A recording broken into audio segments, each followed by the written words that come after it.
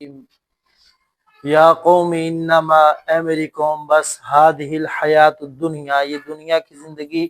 متاع، تھوڑا سا فائدہ اٹھا لینا ہے،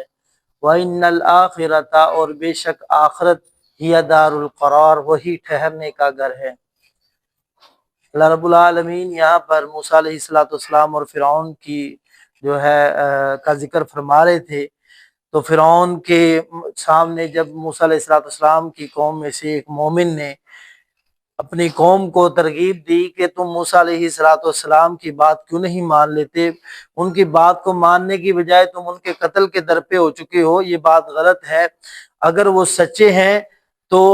یاد رکھیں پھر تمہیں عذاب سے کوئی نہیں بچا سکتا، اگر انہوں نے جھوٹ بولا ہے تو یقیناً اس کا عذاب انہی کو ہوگا، آپ نہیں پکڑے جانے والے۔ تو ساری باتیں سمجھا دینے کے بعد پھر آخر میں کہا کہ یہ دنیا کی زندگی جس کے اندر تم اپنی اکڑ اور اپنی انا پر موسیٰ علیہ السلام کی بات کو نہیں مانتے، یہ تو تھوڑا سا وقت ہے، تھوڑی سی زندگی ہے، بالآخر اس زندگی کو چھوڑ جانا ہے اور آخرت ہی ہمارا اصل گھر ہے۔ اس سے معلوم ہوتا ہے کہ وہ بندہ مومن تھا، ایمان والا تھا۔ من عامل سیئۃ، جس نے کوئی برائی کی، فلا یجزا، تو نہیں ہے وہ بدلہ دیا جائے گا، الا مثلھا، مگر اسی کے برابر، ومن عامل صالحا، اور جس نے عمل کیا نیک، من ذکر، مرد ہو، او انثی، یا عورت ہو، وہو مؤمن،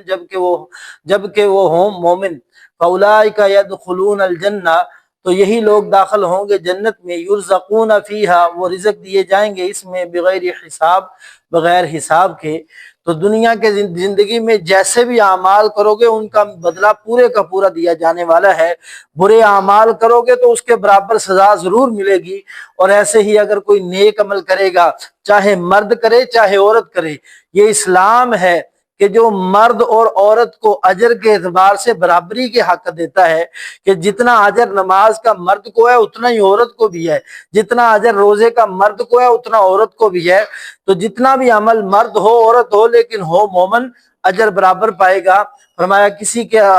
جو ہے اجر میں کمی نہیں کی جائے گی، اور جب اجر ہے وہ اللہ کی جنت ہے جس میں بے شمار اللہ تعالیٰ نے انعامات رکھے ہیں۔ اللہ ہم سب کو جنت الفردوس میں اعلیٰ مقام عطا فرمائے۔